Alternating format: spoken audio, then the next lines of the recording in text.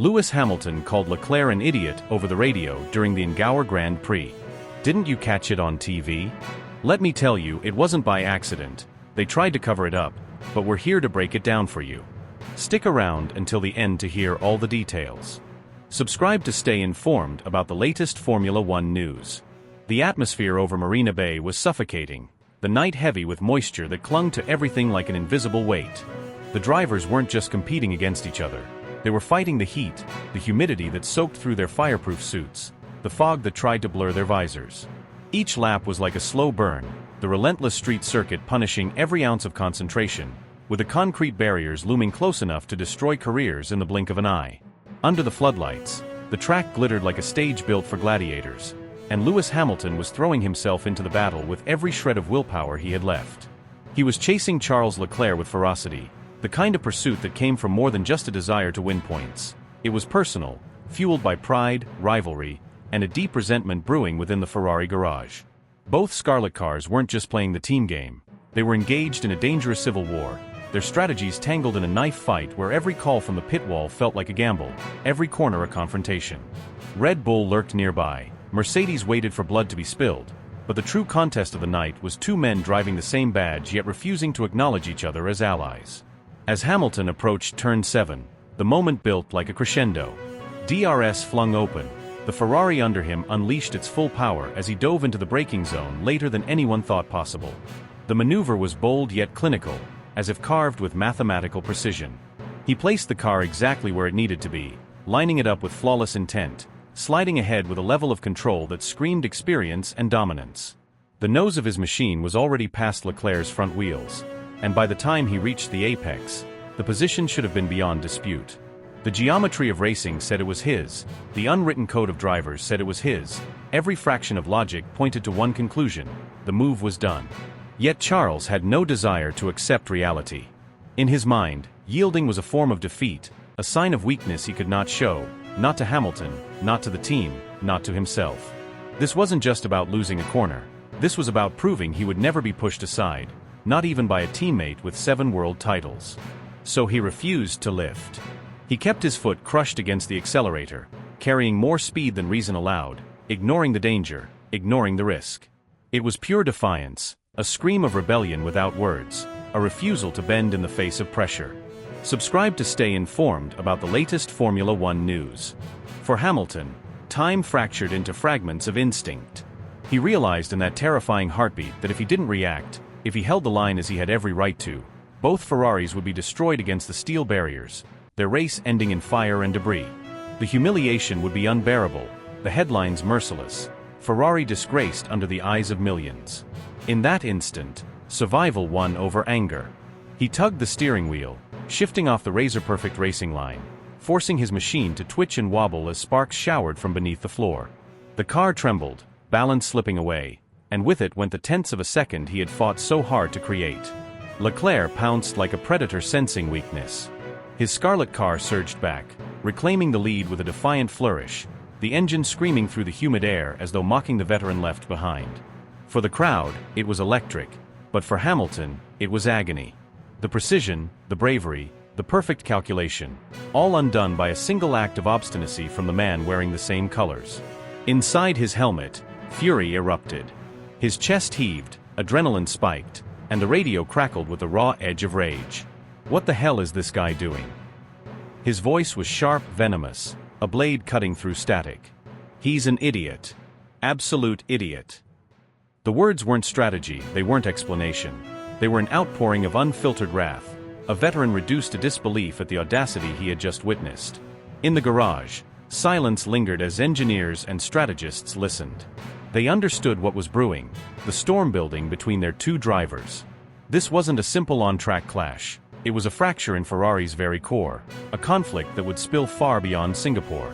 As Hamilton steadied his car, eyes narrowed behind the visor, he knew this fight wasn't over. What had just happened wasn't about a single corner. It was the start of something far bigger, an internal war destined to tear through the team, with every lap of the season serving as fuel for the fire that had been lit under the night sky of Marina Bay. Subscribe to stay informed about the latest Formula One news.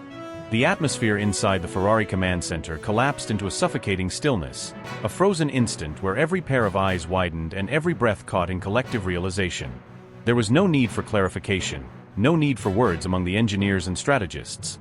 They all recognized the catastrophic mistake the second Hamilton's raw, unfiltered fury escaped across the airwaves. Formula One is a universe where nothing whispered remains secret, where every radio message, no matter how private it pretends to be, is instantly scrutinized, recorded, and dissected. Once those sentences burst out into the ether, the damage was irreversible. The pit wall scrambled, issuing frantic, clipped directives to suppress the leak, trying to plead with the FIA's operators to muffle the sound, to camouflage it beneath generic chatter. But such attempts were as futile as trying to stop an avalanche once it had already torn down the mountain. The words were alive, and they had already begun devouring everything in their path. Within seconds, rival engineers had passed the message through their headsets. Within minutes, journalists and broadcasters replayed the snippet on loop, each time with greater emphasis. By the time the checkered flag waved, social media was no longer a spark, it was an inferno. Hashtags trended globally, clips ricocheted across platforms, commentators and fans flooded timelines with reactions, outrage, and speculation. The once untouchable aura of Ferrari, that mythic image constructed over decades of victories, legends, and meticulous brand protection, now looked cracked, vulnerable, humiliated by the very champion meant to restore its glory. But the true explosion didn't happen on the track, it unfolded the moment the race ended. Hamilton guided his Ferrari back to park firm, a car that gleamed under the harsh lights but carried the weight of suffocating tension. He pulled off his gloves, removed his helmet with controlled precision, and climbed out with a cold detachment that made the air around him heavier. He didn't so much as acknowledge Leclerc, not even a fleeting nod, as if Charles had ceased to exist in his line of sight. That absence of recognition was deliberate, a sharp insult delivered in silence. Leclerc, however, wasn't the type to retreat. His body language radiated defiance, shoulders squared, jaw locked, eyes narrowing as he refused to yield an inch. Both men stood near one another physically, but psychologically they occupied separate battlefields, ready to clash at the slightest provocation. The so-called cool-down room became anything but cool. It transformed into a suffocating chamber where tension clung to the walls, vibrating in the silence between breaths. The cameras captured fragments, stiff posture, terse glances, the uncomfortable stillness of other drivers aware they were witnessing a collision of egos far greater than any on-track battle. And then, when the doors closed and microphones dimmed, the fragile facade shattered. Hamilton turned on Leclerc, his movements sharp, his voice carrying a force that cut through the room like steel against glass. His words were not shouted, but they were laced with a deadly precision that made them strike harder than any scream. You almost ruined everything out there. I had the corner, the momentum, the clean move, and you reacted like a beginner. Are you so desperate to prove something that you'd risk both our races just to make a statement? Leclerc's reply came like fire meeting oil. His glare was unflinching, his tone crackling with defiance, his accent thickened by fury that made every syllable feel like a blow. You believe you're bigger than Ferrari? You dive into gaps like a reckless lunatic, put us both in jeopardy, and then twist the blame toward me? This team is not your kingdom, Lewis. The red isn't yours alone. If you want to sit at the top, then fight for it properly. Don't expect it handed to you on reputation. The exchange was more than a quarrel between teammates. It was the collision of two worlds, two identities, two titans unwilling to bend.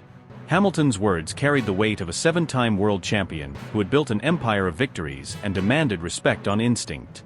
Leclerc's retort embodied the pride of a man who had dedicated his entire career to Ferrari, who wore its history like armor, who refused to be overshadowed by a legend parachuted into his domain. The confrontation wasn't simply personal, it was symbolic. Every team member, every rival garage, every fan watching knew this was the kind of clash that reshaped seasons, divided loyalties, and wrote storylines too volatile to contain. Ferrari had envisioned a renaissance, a golden era forged by combining the might of Hamilton's legacy with Leclerc's youthful fire. Instead, they had ignited a civil war under the brightest spotlight imaginable. The pit wall couldn't hide it, the media couldn't soften it, and the fans wouldn't forget it. The cracks had widened, and in those few heated minutes after the race, the entire world realized Ferrari wasn't united, it was split down the middle.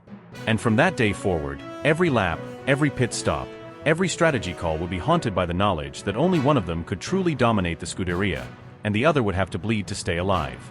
The clash escalated beyond control, transforming from a heated disagreement into a volcanic eruption of egos and emotions colliding under the suffocating pressure of Ferrari's garage. Hamilton's tone, sharp and unrelenting, sliced through the surrounding commotion.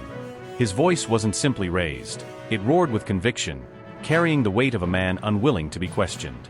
He jabbed a finger firmly against Charles's chest, his eyes locked onto the younger drivers, every syllable echoing with fury and betrayal. "That was my corner, and you damn well know it," he thundered, his breath quickening with rage. "I saved both of us from total disaster. You should be thanking me for sparing this team humiliation. Instead, you twist it and make me look like a fool in front of the world." His words weren't just an argument, they were an indictment, a declaration of superiority mixed with wounded pride, each sentence designed to burn. Leclerc, usually willing to take the diplomatic path for the sake of peace, had reached a breaking point. His chest heaved as he tried to steady his emotions, but the insult still stung like a knife wound. This wasn't about strategy anymore, this was about respect. His steps forward were deliberate, each one closing the gap until Hamilton's finger no longer pressed against his chest but rested against pure defiance. The mechanics lunged into the narrow space between them, arms straining to push the two gladiators apart. Charles's voice erupted like a cannon, each word laced with bitterness that had been festering for months. "You called me an idiot to the entire planet. Do you understand what you did?" he shouted, spit flying as anger overtook restraint. "You didn't just attack me, you disgraced Ferrari. You shamed our colors, our history, our fans. What you did wasn't racing, Lewis. It was treachery." His tone was poisoned with betrayal, the kind that cuts deeper when it comes from someone you once admired, someone who was supposed to fight beside you, not against you. The garage froze as though time itself had halted. The mechanic's hands gripped tightly onto the arms of two men who looked seconds away from boiling over into violence. Engineers glanced nervously, exchanging silent looks of disbelief at how fragile the unity inside the team had become. The words Leclerc had unleashed hung heavy in the air, seeping into every corner of the room like smoke after an explosion. No one dared speak. No one dared breathe. Everyone present knew this was no ordinary confrontation. This was a fracture that could rip Ferrari apart from the inside. When they finally made their way back into the inner sanctum of the garage, the atmosphere was suffocating. At the heart of the chaos stood Frederick Vasseur, the man tasked with keeping control of an empire now cracking under the weight of its own stars. His arms were crossed, his jaw clenched, his expression carved into stone. His silence was more terrifying than any shout. His eyes flicked from Hamilton to Leclerc with the cold calculation of a man weighing the catastrophic consequences of letting two of the most talented drivers in the world cannibalize the very team they were hired to elevate. The drivers were directed into the team's private briefing room, but as soon as the door closed, the walls reverberated with noise.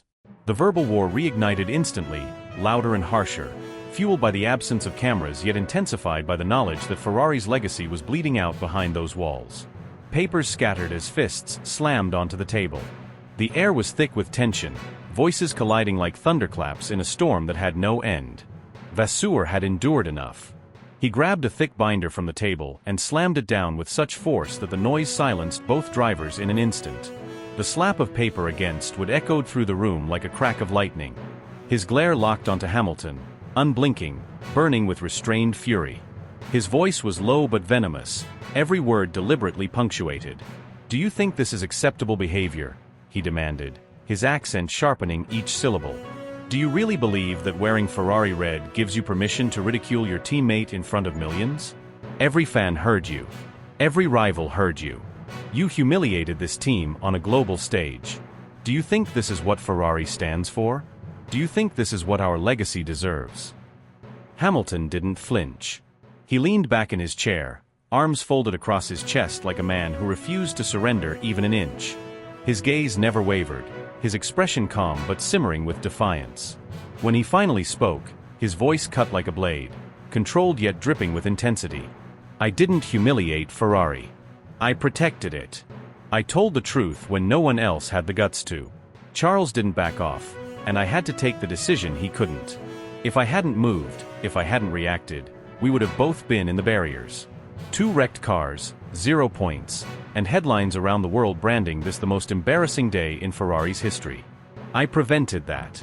I saved you, I saved this team, I saved the season.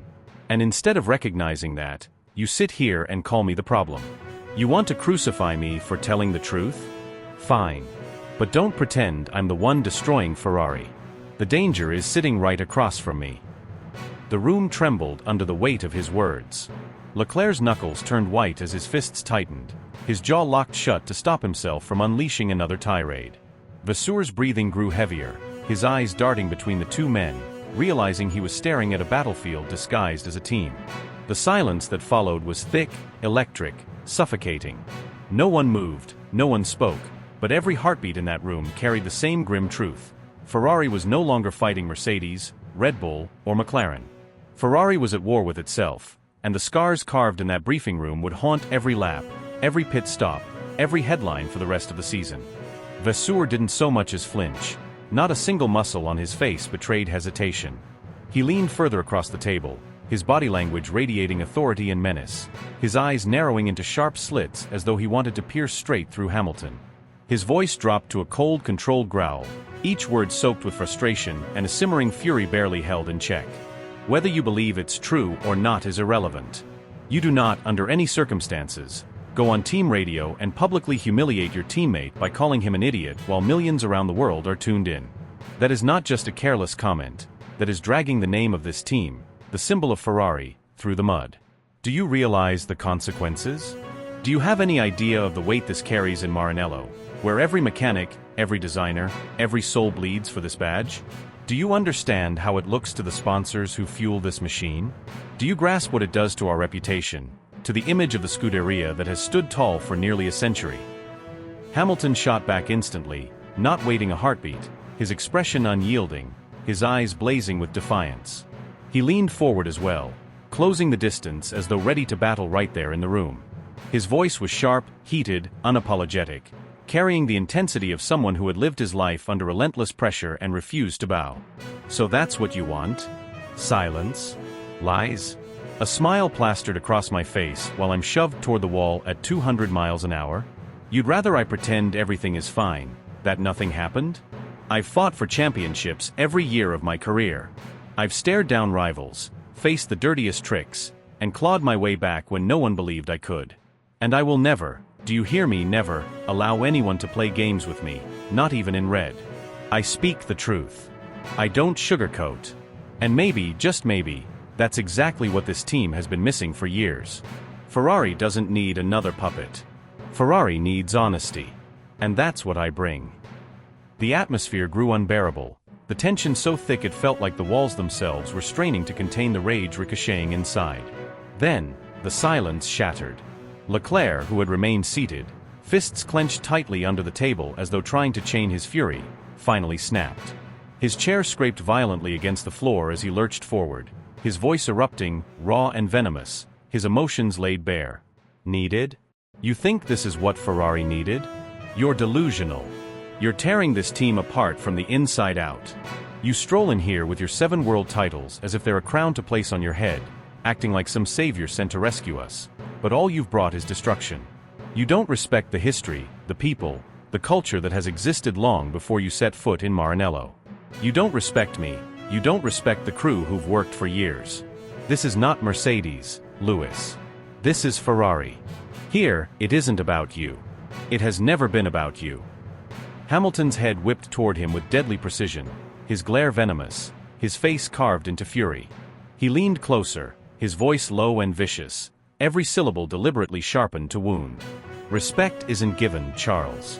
It's earned. And after what I saw from you today, you've shown me one thing: you don't deserve mine. Not now, not ever. The room fractured beyond repair. Chairs screeched as they were shoved backward. Doors slammed so hard the echoes rattled through the hallways. Mechanics standing outside stiffened, trading nervous glances, whispering as though they had just witnessed a battlefield unfold behind closed doors. Word spread instantly, through the garages, through the paddock, through the journalists hungrily circling like vultures. The Scuderia, once the emblem of unity, pride and invincibility, was now splintering at its very core. Outside the room, the chaos spilled into the media frenzy. Reporters surged like a tidal wave, cameras raised, microphones shoved forward, voices shouting in unison, desperate to capture a single soundbite, a single fragment of the turmoil. Rumors ignited like fire in dry grass. Ferrari at war with itself. A legendary champion and the team's golden sun clashing like gladiators in full view of the world. The paddock became electric, journalists dialing editors with urgency, headlines being drafted before the dust had even settled. Ferrari, the untouchable, the mythical, the Red Empire, looked fractured, exposed, vulnerable. Hamilton was the first to emerge, his jaw locked tight, his stare fixed straight ahead, ignoring the chaos that swirled around him. Every question hurled at him was met with silence, his stride unbroken, his body language radiating defiance. Moments later, Leclerc followed, his expression equally unreadable yet betrayed by the subtle shake of his head, his refusal to engage only adding to the speculation. His silence screamed louder than words, his frustration written across every gesture. Finally, Vasseur walked out, slower, shoulders heavy, his eyes fixed downward. The look on his face was enough to tell the story. This wasn't a simple disagreement. This was a storm that threatened to rip Ferrari in half. The reality was undeniable. Ferrari had entered dangerous waters. Two alpha drivers, both unwilling to bend, one carrying the weight of 7 championships and legendary status, the other determined to protect his kingdom and carve out his own dynasty, now locked in open conflict beneath the same scarlet banner. The aura of Ferrari was bleeding out in front of the entire world, the myth unraveling into raw chaos. The paddock buzzed like a hive, fans and media bracing for what was coming next, because everyone knew this wasn't over. This was just the beginning of a civil war in red, and the question lingering in every mind was simple: who would survive the battlefield of Maranello?